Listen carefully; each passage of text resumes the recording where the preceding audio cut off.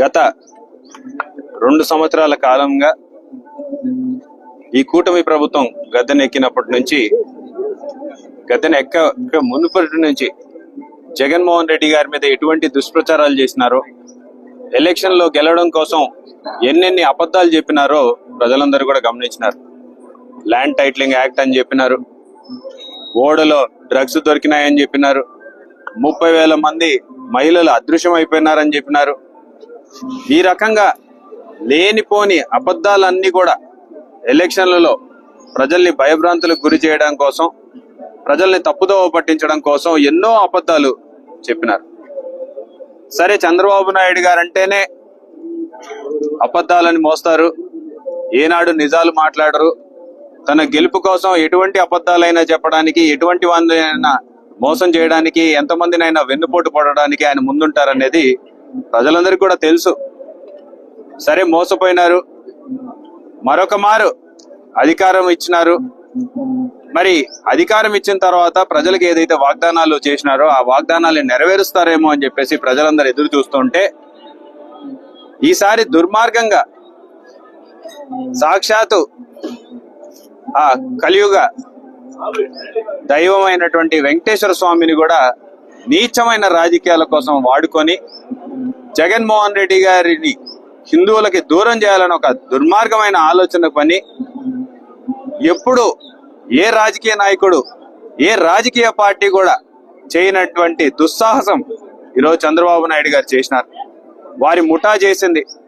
పవన్ కళ్యాణ్ గారిని అడ్డు పెట్టుకొని చంద్రబాబు నాయుడు గారు ఆ రోజు ప్రజలందరికీ తప్పుదోవ పట్టిస్తూ జగన్మోహన్ రెడ్డి గారి ప్రభుత్వంలో వెంకటేశ్వర స్వామి ప్రసాదంలో బీఫ్ లార్డ్, తర్వాత పంది కొవ్వు, ఫిష్ ఆయిల్ ఇవన్నీ కలిపారు. ఇవి కలిపిన ప్రసాదాన్ని ప్రజలు భక్తులకి అందించినారు అని చెప్పేసి, స్వామివారికి నైవేద్యంగా పెట్టినారని చెప్పేసి కల్లబొల్లి మాటలని చెప్పినారు. ఎంత దుర్మార్గంగా ఆలోచించినారో ఒకసారి ఆలోచించమని చెప్పి కోరుతున్నా. మరి ఇంకొక మెట్టు ఎక్కి పవన్ కళ్యాణ్ గారు అయితే 1,00,000 లడ్లు తిరుమల నుంచి అక్కడ శ్రీవారి రాముడి వారి ఆలయం నిర్వహిస్తున్నటువంటి అయోధ్యకి పంపించడం జరిగిందని చెప్పేసి కూడా అందరి ముందు చెప్పడం జరిగింది. పదే పదే ఎక్కడా కూడా వాళ్ళ దగ్గర ఎటువంటి ప్రూఫ్స్ లేకపోయినా సరే వాళ్ళ మీడియా ఛానల్ను అడ్డు పెట్టుకొని పదే దుష్ప్రచారం చేసేసి భక్తుల మనోభావాలను దెబ్బతీసి భక్తులందరూ కూడా ఒకసారి నిజంగానే ఏమన్నా జరిగిందా అని చెప్పేసి భావించేలాగా చేసినారు. ఇది మొదటిసారి కాదు. తిరుమల తిరుపతి దేవస్థానానికి చైర్మన్ గా వైవి సుబ్బారెడ్డి గారిని ఎన్నుకుంటే వైవి సుబ్బారెడ్డి గారు హిందూ కాదు క్రిస్టియన్ అని చెప్పేసి దుష్ప్రచారం తెరలేపినారు. కరుణాకర్ రెడ్డి గారిని ఎన్నుకుంటే ఆయన కూడా హిందూ కాదు క్రిస్టియన్ అని చెప్పేసి దుష్ప్రచారానికి తెరలేపినారు. మేము ఈ రోజు ఒకటే అడుగుతున్నాం, ఈరోజు చంద్రబాబు నాయుడు గారు కానీ లేకపోతే వాళ్ళ పార్టీలో ఎవరైనా సరే వైవి సుబ్బారెడ్డి గారు అంతా భక్తితోటి వ్యవహరించిన వాళ్ళు ఎవరైనా ఉన్నారా మీ పార్టీలో అని చెప్పేసి అడుగుతాను. పరకాయ ప్రవేశం చేసినట్టుగా రాత్రిపూట పడుకొని పొద్దున్నే రంగులు వేసుకొని స్టేజ్ ముందుకు వచ్చి ఎర్రబట్టలు వేసుకున్నటువంటి పవన్ కళ్యాణ్ గారి మాదిరి కాదు. నిజమైన భక్తి విశ్వాసాలతోటి ఎవరైనా ఉన్నారా అని చెప్పేసి అడుగుతా ఉన్నాం. నాకు చాలా ఆశ్చర్యకరమైన విషయం ఏంటంటే, ఒకసారి చంద్రబాబు నాయుడు గారు 1998 2003లో క్లెమోర్ మైన్స్ పెట్టి అదే తిరుమల మెట్ల రోడ్డు మార్గాన వెళ్తుంటే క్లెమోర్ మైన్స్ పేలి ఆయన చావు బ్రతుకుల మధ్య బతికి ఈరోజు బయటపడినారు. మళ్ళీ తిరిగి అధికారం చేపట్టినారంటే ఎవరి చలువా? ఆ వెంకటేశ్వర స్వామి ఆశీస్సుల వల్లనే కదా మీరు బ్రతికి బయటపడినారని చెప్పేసి మీకు ఆలోచన రావడం లేదా అని చెప్పేసి అడుగుతాను. ఏ రకంగా స్వామివారి ప్రసాదం మీద దుష్ప్రచారం చేయాలని చెప్పేసి మీకు మనసు ఎలా వచ్చిందని చెప్పేసి మేము అడుగుతా ఉన్నాం. ఈరోజు తెలుగుదేశం పార్టీ అధికారంలో ఉన్నప్పుడు వాళ్ళ పార్టీ ద్వారా ఏదైతే ఎంక్వైరీ వాళ్ళు కూడా వేయలేదు. ఎంక్వైరీ చేయకుండానే వాళ్ళు రిజల్ట్స్ ప్రకటించేసినారు. వాళ్ళు డిక్లేర్ చేసేసినారు జగన్మోహన్ రెడ్డి గారు చేసినారని చెప్పి.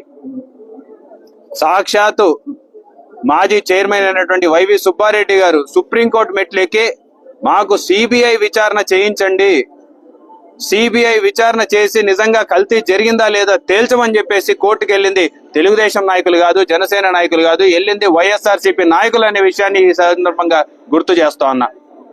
మరి ఈరోజు సంవత్సరం తర్వాత సిట్ ఛార్జ్ షీట్ దాఖలు చేసింది.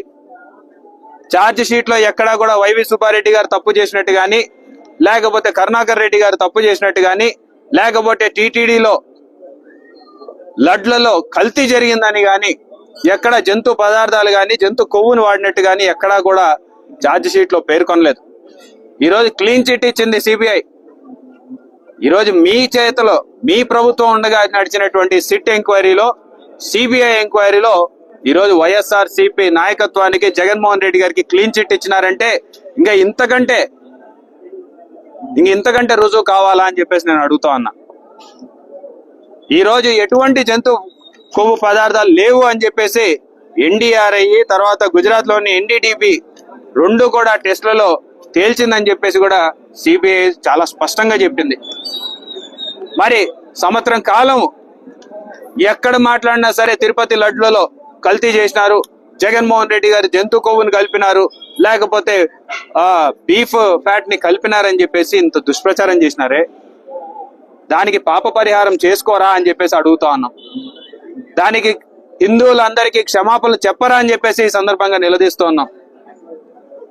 ఈ రోజు కేవలం ఆంధ్ర రాష్ట్ర ప్రజల మనోభావాలు కాదు, తెలంగాణ ప్రజల మనోభావాలు కాదు, ఈ ప్రపంచంలో ఉన్నటువంటి హిందువుల మనోభావాలు అన్ని కూడా దెబ్బతినే విధంగా ప్రవర్తించినటువంటి ఈ కూటమి పెద్ద నాయకులందరూ కూడా క్షమాపణలు చెప్పరా, ఇప్పటికైనా సిగ్గొచ్చి ప్రజల ముందుకు వచ్చి క్షమాపణలు కోరరా అని చెప్పేసి మేము అడుగుతా ఉన్నాం.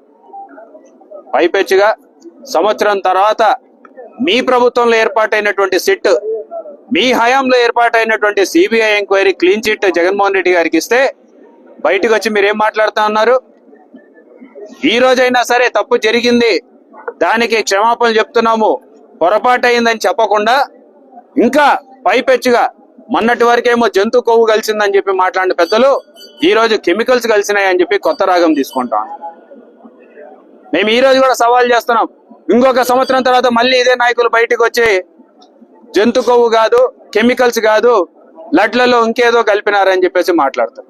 అంటే కేవలం రాజకీయం కోసం, రాజకీయంలో గెలవడం కోసం ఎంత దుర్మార్గానికైనా తెరలేపుతాడు చంద్రబాబు నాయుడు గారు, పవన్ కళ్యాణ్ గారు దానికి సహకారం అందిస్తారని చెప్పేసి ఈ సందర్భంగా స్పష్టంగా కనపడుతుంది. పవన్ కళ్యాణ్ గారిని అడుగుతా ఉన్నాం, ఈరోజు ఎక్కడికి పోయినా మీ ఎర్ర దుస్తులు అని చెప్పేసి అడుగుతా ఉన్నాం, ఎక్కడికి పోయింది మీ సనాతన ధర్మం అని చెప్పేసి అడుగుతా ఉన్నాం, ఎక్కడికి పోయినారు మీ అన్అపాలజెటిక్ సనాతని హిందూ, ఈ రోజు బయటకు వచ్చి మాట్లాడ్డా అని చెప్పేసి మేము అడుగుతా ఉన్నాం. ఏ రోజు కూడా పవన్ కళ్యాణ్ గారికి నిజంగా చిత్తశుద్ధి ఉంటే ఒక్క దాని మీదైనా నిలకడగా ఒక్క స్టాండ్ తీసుకున్నాడా అని చెప్పేసి ఈ రోజు ప్రశ్నిస్తున్నాం. సీజ్ ద షిప్ అని చెప్తే ఈ రోజు సీజ్ ద షిప్ లో, ఆ షిప్ లో ఉన్నటువంటి బియ్యం ఏమైపోయినాయని చెప్పేసి అడుగుతా ఉన్నాం. లడ్లలో కల్తీ జరిగింది అని చెప్పేసి మెట్లు కడిగినావు, ఈ రోజు శ్రీవారి పాదాలు కడగవా అని చెప్పేసి మేము అడుగుతా ఉన్నాం పవన్ కళ్యాణ్ గారిని. ఈ రోజు పాప పరిహారం చేసుకోరా పవన్ కళ్యాణ్ గారు అని చెప్పేసి అడుగుతా ఉన్నాం. ఈ రోజు బయటకు వచ్చేసి క్షమాపణలు కోరరా అని చెప్పేసి ఈ సందర్భంగా మేము అడుగుతా ఉన్నాం. చంద్రబాబు నాయుడు గారు అయితే ఎటువంటి క్షమాపణలు కోరరనే విషయం మాకు తెలుసు, ఎందుకంటే ఆయన భక్తుల్ని, దేవుడిని కూడా నమ్మరనే విషయం కూడా మనందరికీ తెలుసు, ఎందుకంటే బూట్లతోటి పూజలు చేసే వ్యక్తి. మరి ఈరోజు పవన్ కళ్యాణ్ గారు అన్అపాలజెటిక్ సనాతని హిందూ బయటికి వచ్చి క్షమాపణలు కోరరా అని చెప్పి మేము అడుగుతా ఉన్నాం.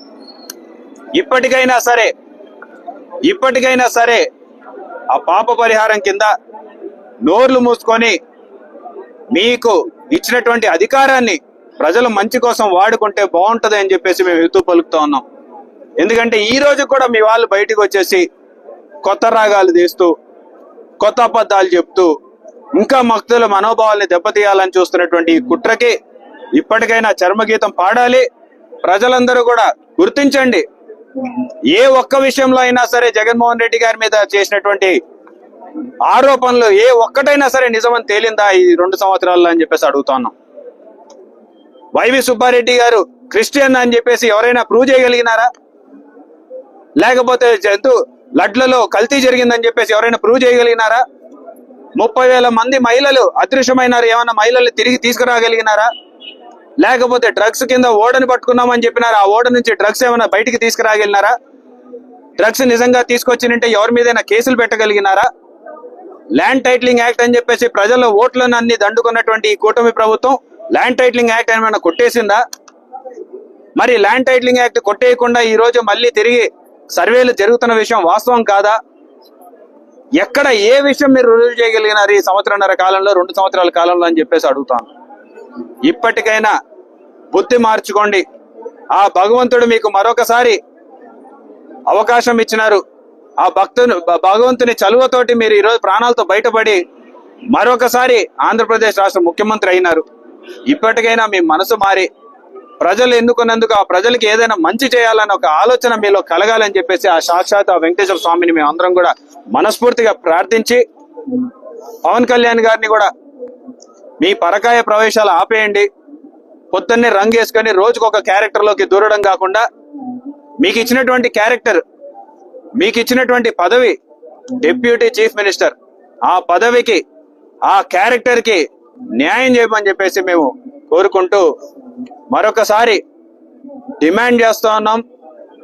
భక్తుల మనోభావాల్ని దెబ్బతీసినటువంటి ఈ తెలుగుదేశం పార్టీ, ఈ జనసేన పార్టీ నాయకులు, అలాగే బీజేపీ పార్టీ నాయకులు అందరూ కూడా క్షమాపణలు చెప్పాలి. ఎవరైతే భక్తుల మనోభావాలు దెబ్బతీసినారో వాళ్ళందరూ కూడా క్షమాపణలు చెప్పాలని చెప్పేసి మరొకసారి ఈ ఎంక్వైరీని పక్షపాతం లేకుండా చూసుకున్నటువంటి సుప్రీంకోర్టుకు కూడా మేము ధన్యవాదాలు తెలియజేసుకుంటూ, తప్పకుండా భక్తుల మనోభావాలు దెబ్బతీసిన వాళ్ళందరూ కూడా క్షమాపణలు చెప్పాలి. లేకపోతే ఆ వెంకటేశ్వర స్వామి యొక్క కోపానికి మీరు అందరూ కూడా బాధ్యులు అవుతారనే విషయాన్ని కూడా గుర్తుపెట్టుకోవాలని చెప్పేసి కూడా కోరుకుంటూ సెలవు తీసుకుంటాం.